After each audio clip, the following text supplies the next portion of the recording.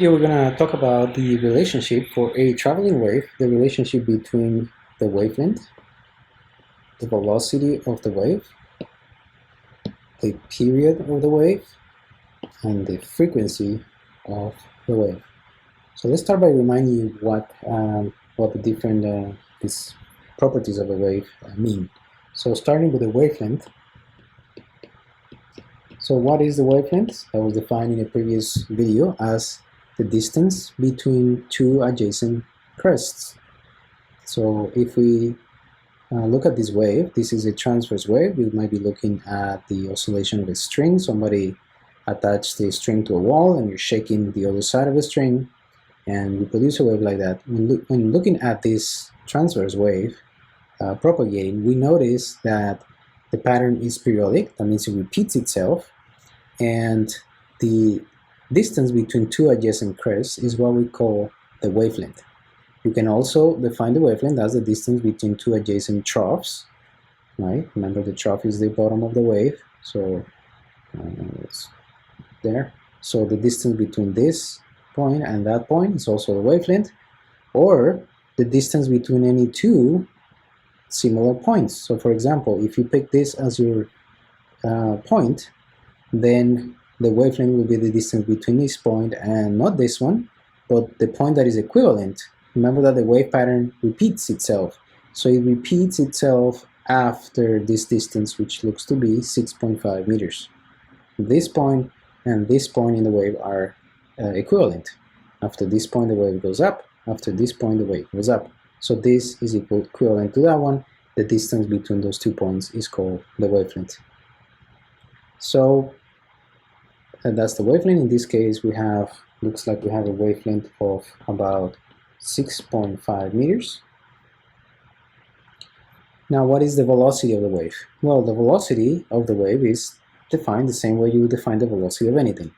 So is the distance traveled in a certain amount of time. So for a wave propagating in a medium, the velocity tends to be constant. If the medium properties don't change, the velocity is going to be constant. So all you have to measure is the distance that the wave travels and find out how much time did it take to travel that distance. So if we look at the crest, for example, that is located right now at 2 meters, right? So the location of that crest is at 2 meters. The time at which that crest is at 2 meters, according to our counter in the top right, is 1.254. So if we let this play and we catch the crest sometime later, for example, when the crest arrives at 7. So from 2 to 7, about there. So now the final position of the crest is now 7 meters, and the amount of time is 1.331.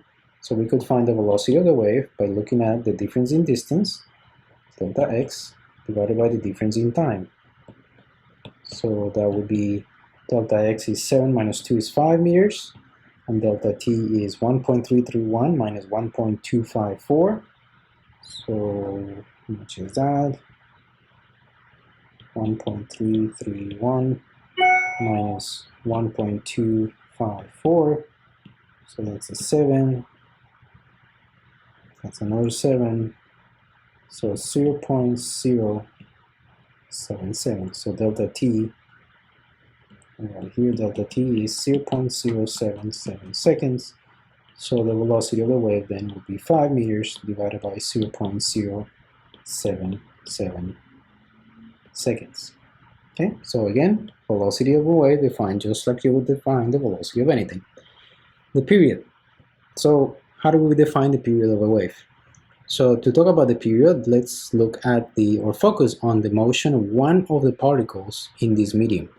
So this red line could be representing the motion of a string, and any point on that string, as the wave moves through it, is just going to move up and down, right? Up and down. If you follow the point, the dot that are showing you on the y-axis, just like any other point on that string, it would be moving up and down, up and down. So the period is defined as the amount of time that it takes for that motion to repeat itself.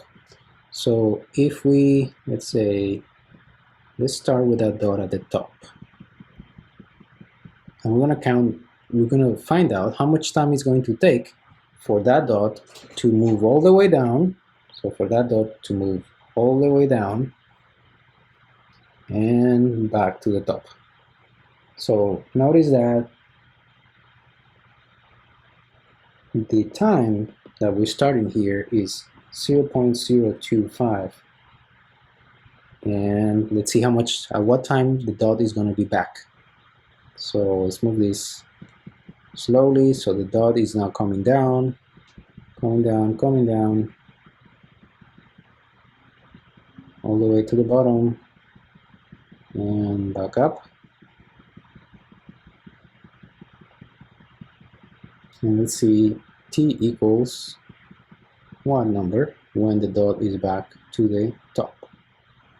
So we have that dot back to the top at a time 0.125 seconds. So that means that the amount of time that it took that dot to move from the top to the bottom and back up is 0.1 seconds. So for this wave that you're looking at on the screen, the period of the wave is 0.1 seconds.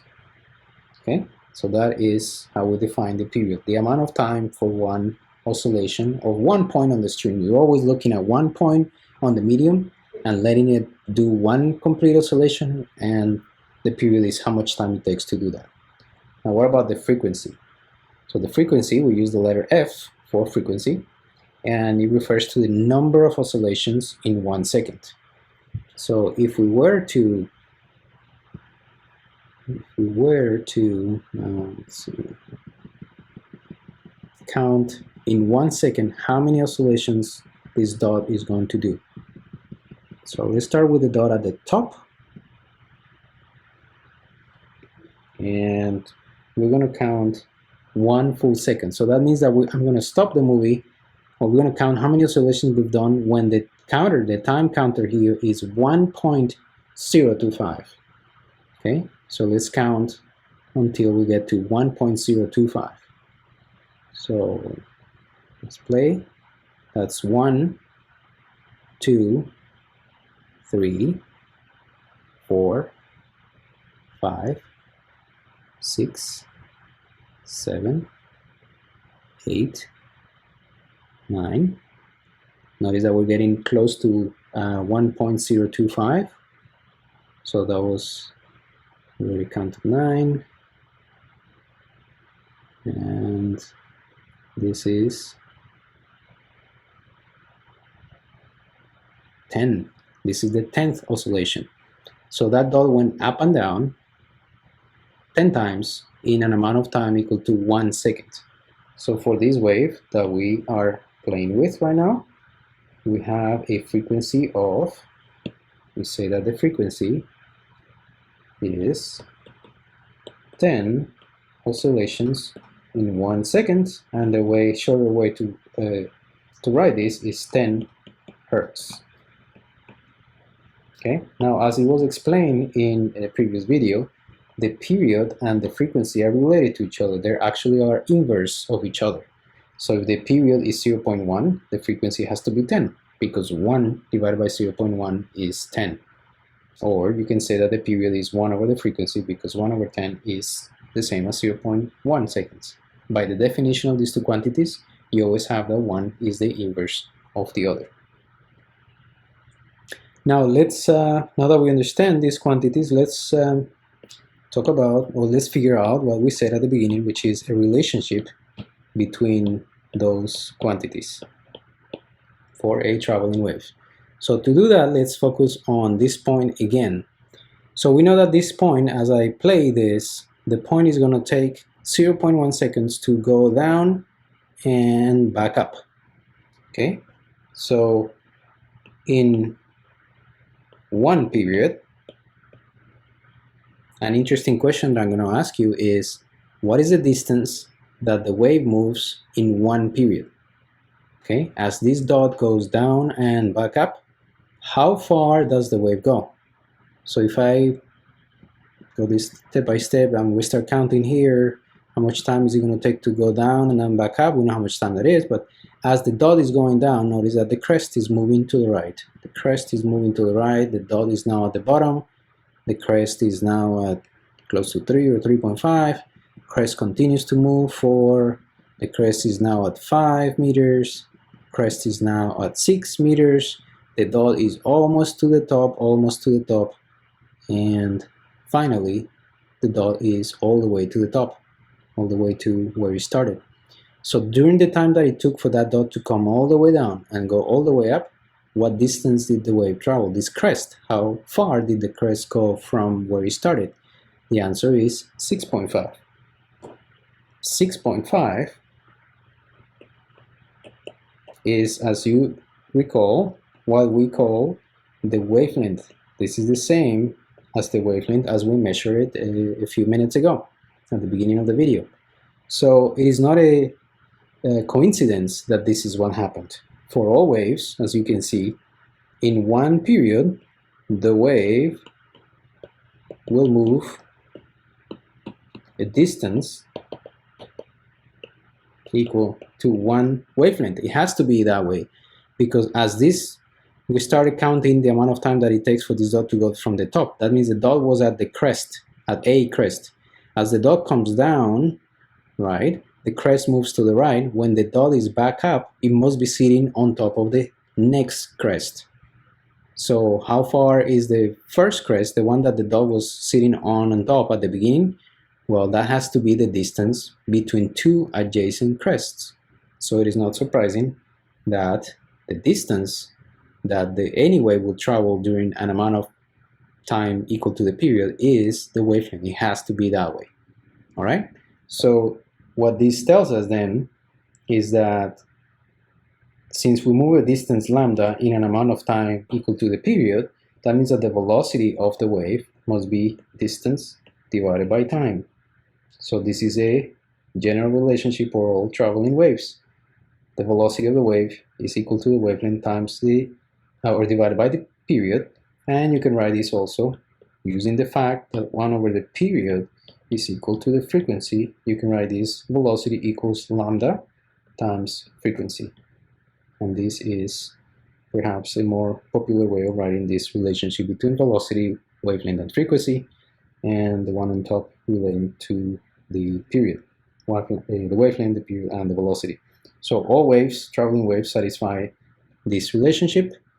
And one thing that you can see from this equation is that if your velocity is constant, so in this simulation, unless I change the tension in the string, or I change the mass per unit length, we're going to see in next videos that for a string, what determines the speed of the wave is the tension, the square root of the tension divided by the mass per unit length. So if I don't change these two parameters, the speed of the wave is fixed.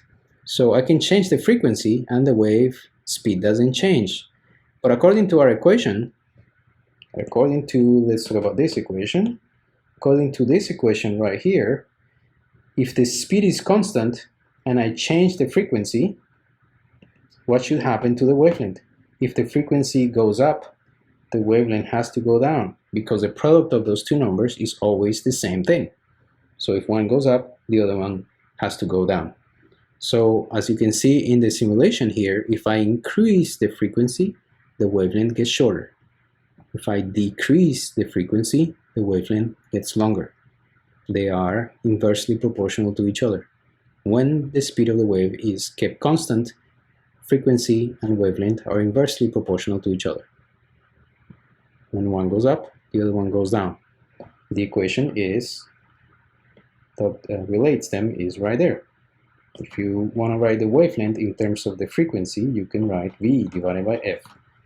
Okay? So as you increase the frequency, the wavelength will go down. If you decrease the frequency, the wavelength will go up. Alright guys, that's all I have about this. See you in the next one.